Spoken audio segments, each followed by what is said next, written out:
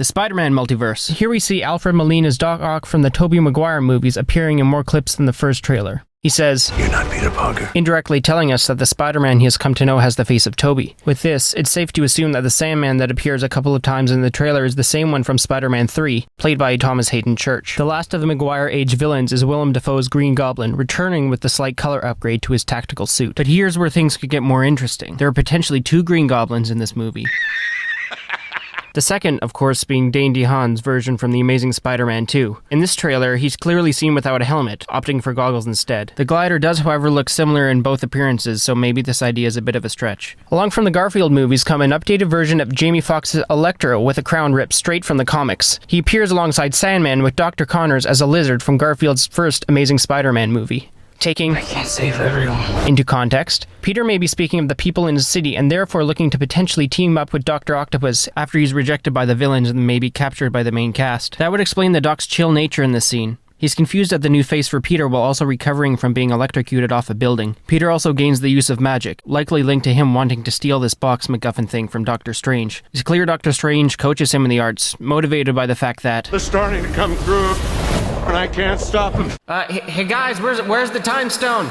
This scene here mirroring Gwen Stacy's death from The Amazing Spider-Man 2 would be a good time to introduce another Spidey, fittingly Andrew Garfield's. All these characters mean something to the audience as we've seen them in their original movies. But funnily enough, on the surface they don't mean much to Spider-Man himself. And if he doesn't know who they are, he's gonna lack a personal connection. And a personal connection is key to making a memorable villain. In the case of these guys, if they don't individually target separate aspects of Peter's character flaw, they shouldn't even be there. But because they are, their motives should have relation to their origin stories, which Spider-Man had a hand in. And on top of that, their fate. Holland's Peter is told, "They all die fighting Spider-Man," which should lead Peter into ensuring that his actions will be different than the other Spider-Men. He'll try to show the villains that he is unlike the others, using this angle to disarm them and then send them back to their appropriate universes. It's hard to write for a big cast, which can easily fall into the bloated category. The worst thing that can happen with ensemble antagonists is they become interchangeable with any other big bad, not having their own unique motive and place in the story. I haven't seen the Eternals, but based on this one hero shot, they may run into some issues. Bringing back to the trailer, Dr. Octopus is framed to be a key component to this movie. He was kind before the claws took over in Spider-Man 2. He was a decent human. Perhaps Spider-Man disables the AI in their first fight, allowing Octavius to think freely once again. This moment will kick in when he realizes that it's not Tobey under the mask. I definitely think there are more surprises in this movie than the trailer suggests. I hope it's marketed like Mandalorian Season 2, where they save all the big reveals until the actual premiere. Who knows, maybe Venom or even Miles will show up. I'm not a fan of multiverses, but this movie gets me excited. All because of the fact that we've seen these villains in their own movies, and are familiar with how their story pans out. It's not like What If, where the alternate universes are told to us through exposition. Their stories were not skimmed through to serve the current one. They exist perfectly well on their own. And Spider-Man 2 without a multiverse to attend is still one of the best character movies ever made.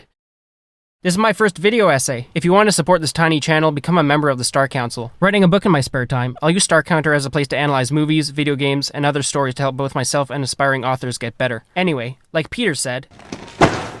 Pizza time. No, not that one. No playing in the streets. No. You know the line. My back! Oh, my back! No, come on, bud. We're supposed to wrap this up. See ya. Yeah, that's the one.